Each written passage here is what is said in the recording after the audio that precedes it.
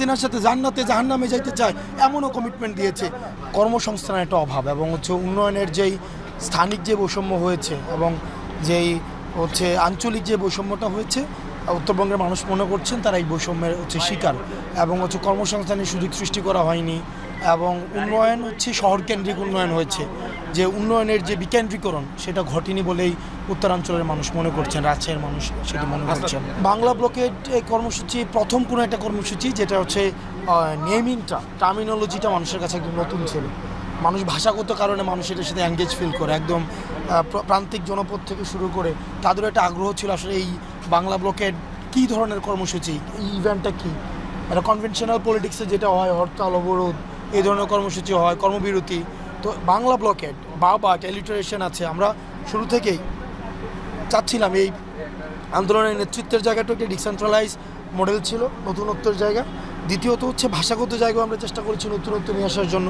সেজন্য আপনি দেখবেন বাংলা ব্লকেট, শাটডাউন, তারপর হচ্ছে দ্রুহযাত্রা, মার্চ ফর জাস্টিস, মানে নেভার বিফোর সিন ইভেন্টস এর মধ্য দিয়ে মানুষকে আমরা কানেক্ট করানোর চেষ্টা করছিলাম। এবং একটা হচ্ছে আমাদের বলা হতো জেনজি প্রজন্ম, একটা হচ্ছে আই হেড পলিটিক্স একটা প্রজন্ম, ওই আই হেড পলিটিক্স প্রজন্মটা হচ্ছে এনগেজ ফিল করেছে এই টার্মিনোলজির কারণে। আলোচনা করছিলাম আমরা টিএসসিতে বসে, ওই আমি ছিলাম, নাহিদ, সার্জিস, বাকের ছিল, নুসরাত ছিল, হাসিব ছিল, আসিফ ছিল। আমরা যে আগামীকাল কর্মসূচি কী দেওয়া যায়, কারণ কর্মসূচির মধ্যে নতুনত্ব থাকা উচিত। তখন প্রস্তাব ছিল, কেউ বলছিল অবরোধ, কেউ বলছিল অবরোধটাকে একটু মানে নতুন কিছু একটা দেন হচ্ছে। ওই আলোচনার মধ্য দিয়ে হচ্ছে বাংলাদেশ ব্লকেট ইনিশিয়ালি নামটা সিলেক্ট হয়েছিল, বাংলাদেশ ব্লকেট।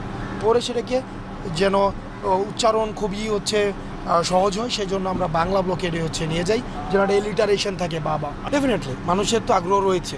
এই অভ্যুত্থানকে যেভাবে ডিলিজিটিমাইজ করা হচ্ছে, যেভাবে খারিজ করে দেওয়া হচ্ছে আবেগের কথা বলে, এই অভ্যুত্থানের হচ্ছে মানুষের ক্রোধকে, যেটা গত বছর 5 আগস্ট পর্যন্ত মানে মনে হয়েছে যে যারা ফেসিবাদের বিরুদ্ধে লড়াই করছে, ওই লড়াইটাকে এখন আবার মপতন্ত্র বলে হচ্ছে চালানোর চেষ্টা করা হচ্ছে। এই যারা বিপ্লব করেছে তাদেরকে হত্যা করার একটা গ্রাউন্ড ক্রিয়েট করা হচ্ছে, হত্যাযোগ্য করে তোলা হচ্ছে, তাদেরকে অপরাধী হিসেবে তৈরি করার জন্য মিডিয়া দিয়ে সম্মতি উৎপাদন করা হচ্ছে।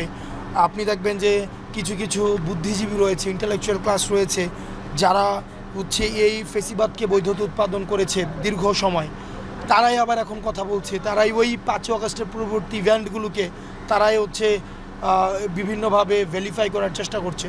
তো সেই জায়গা থেকে এই অভ্যুত্থানের একটা স্বীকৃতি প্রয়োজন, অবশ্যই স্বীকৃতি প্রয়োজন, এবং সেই স্বীকৃতির জন্য অবশ্যই মানুষ 3 আগস্ট ঢাকায় আসবে। এখানে তো ভুল বোঝাবুঝির কিছুই নাই। বসুন্ধরার যে মিডিয়া যারা রয়েছে তারাও তো আপনি দেখেছেন 3 আগস্টে আপনার বসুন্ধরা মিডিয়ার মালিক কীভাবে বলেছিলেন যে এই সন্ত্রাসী কার্যক্রমকে তারা রুখে দেবে এবং হাসিনার হাতকে শক্তিশালী করবে। তারাই তো হচ্ছে গোলটেবিল কনফারেন্সের মধ্য দিয়ে আপনি তো বিভিন্ন মিডিয়ার, এই শুধুমাত্র বসুন্ধরা না, বসুন্ধরা ছাড়া আরও অনেকগুলো গ্রুপ রয়েছে, অলিগার্ক শ্রেণী রয়েছে, তারাই হচ্ছে মূলত বাংলাদেশের রাজনীতিটাকে নিয়ন্ত্রণ করে। ধরেন আজকে আমি আছি, আমার বিরুদ্ধে কয়েকদিন পর দেখবেন যে বিভিন্নভাবে ভেরিফাই করার এক প্রচেষ্টা চালাবে, ক্যারেক্টার অ্যাসোসিয়েশন করা হয়। আপনি দেখবেন একটা খুবই একটা স্ট্র্যাটেজিটা খুবই মানে প্যাটার্নটা সেম, বসুন্ধরা মিডিয়ার একটা প্যাটার্ন খুবই সেমভাবেই হচ্ছে একটা আরেকটা 1-11 ঘটানোর একটা হচ্ছে প্রেক্ষাপট তৈরি করছে, যে প্রেক্ষাপটের মধ্য দিয়ে তারা দেখবেন এই অভ্যুত্থানকে কীভাবে হচ্ছে প্রশ্নবিদ্ধ করা যায়, তারা হচ্ছে কীভাবে অভ্যুত্থানের নেতৃত্বকে প্রশ্নবিদ্ধ করা যায়। এবং তারা হচ্ছে তারা দেখবেন বিএনপির যারা সিনিয়র নেতৃবৃন্দ ছিল, আপনার তারেক জিয়া সাহেব ছিলেন, তারপর হচ্ছে দেশনেত্রী বেগম খালেদা জিয়াকে নিয়ে 5 আগস্টের পূর্বে কীভাবে হচ্ছে ভেরিফাই করতো, কীভাবে আপনার তারেক জিয়াকে নিয়ে দুর্নীতির অভিযোগ এবং বলতো যে বিদেশে বসে হচ্ছে আপনার হচ্ছে দেশবিরোধী চক্রান্তে লিপ্ত। আবার ওই মিডিয়াটা 5 আগস্টের পরেই কিন্তু আবার তারেক জিয়াকে মহান বানানোর ভূমিকা নিয়েছে। অর্থাৎ এই মিডিয়াটা, বিশেষ করে এই বসুন্ধরার এই মিডিয়াটা, এটার হাত থেকে যদি আপনি, এটা একটা মাফিয়াতন্ত্র তৈরি করেছে, একদম স্ট্রেইট ফরওয়ার্ড, ফ্র্যাঙ্কলি স্পিকিং এটা একটা মাফিয়াতন্ত্র তৈরি করেছে। এবং এই মাফিয়াতন্ত্র রাজনীতিবিদরা যদি সচেতন না হয়, আজকে আপনাকে হিরো বানাচ্ছে, পট পরিবর্তন হলে আবার আপনাকে ভিলেন বানাবে। সেজন্য এই মিডিয়া নামে যে বাটপার রয়েছে, মিডিয়া নামে যে অলিগার্ক শ্রেণী রয়েছে, মিডিয়া নামে যে মাফিয়াতন্ত্র রয়েছে, সেগুলো থেকে যদি আমরা ফ্যাক্ট বেসড জার্নালিজম না করতে পারি, আপনাদের মনে হতে পারে আমরা এনসিপির ভিত্তিক জার্নালিজম দরকার নাই। আপনারা যারা সাংবাদিক রয়েছেন দয়া করে ফ্যাক্ট বেসড জার্নালিজম করেন। আমি যদি অপরাধী হয়ে থাকি, তথ্য প্রমাণ সহ কোনো অভিযোগ থেকে থাকে, সেগুলো হচ্ছে ফ্যাক্ট বেসড প্রকাশ করুন। জানা গেল কি জানা গেল, তারপর হচ্ছে যেমন কিছুদিন আগে এক উপদেষ্টার বাবার বিরুদ্ধে অভিযোগ আসছে চাল চুরি নাকি করেছে, নিউজ করেছে যে উমুক উপদেষ্টার বাবার চাল চুরির বিষয়ে যা জানা গেল, নিউজে গিয়ে দেখে এটি কিছুই নাই। এই যে ক্লিক বাইটের জার্নালিজম, এগুলোর মধ্য দিয়ে আসলে ক্যারেক্টার অ্যাসোসিয়েশন করা হয়।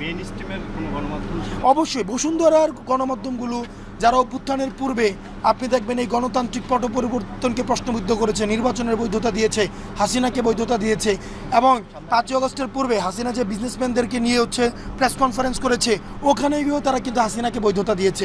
আপনি দেখবেন হাসিনার হাতকে শক্তিশালী করার জন্য তারা হচ্ছে ওখানে শপথ দিয়েছে, হাসিনার কাফেলাতে তারা হচ্ছে হাসিনার সাথে জান্নাতে জাহান্নামে যাইতে চায়, এমনও কমিটমেন্ট দিয়েছে।